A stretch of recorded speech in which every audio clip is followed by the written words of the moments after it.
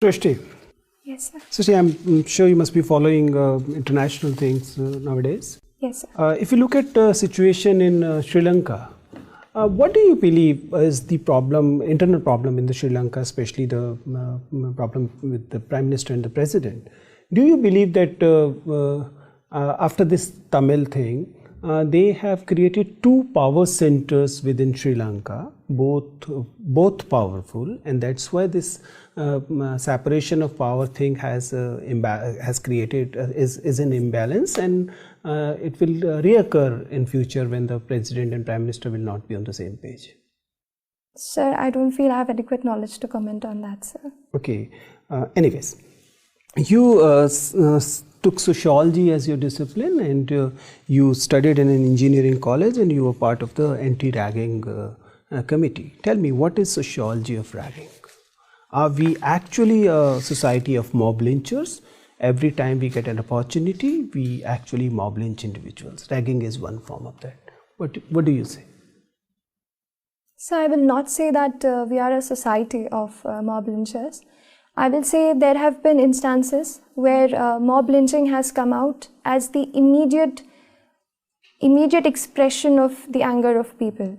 But there have to be efforts in place where we can reduce the kind of spread. For example, sir, recently there have been such lynchings because of WhatsApp groups where people have forwarded the messages and just acted on that front. Can you just go back to the ragging thing?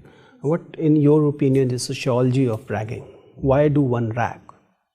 So if we go to the sociology of ragging, so I believe there is to some people, there could be a misguided sense of being superior, trying to prove themselves superior, or to bully the other person, and a sadist attitude to try to derive pleasure out of the other person's pain.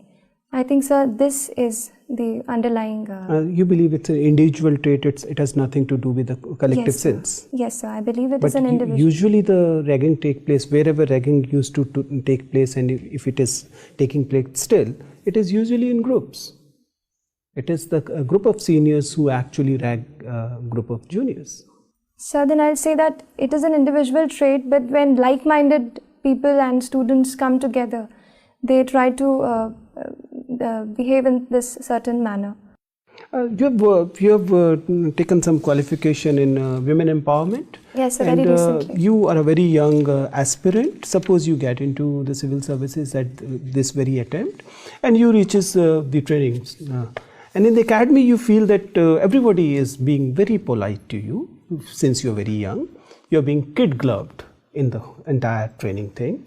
And you're being patronized by not only your teachers, the trainers there, but even your colleagues who may be 8 years, 10 years senior to you in age.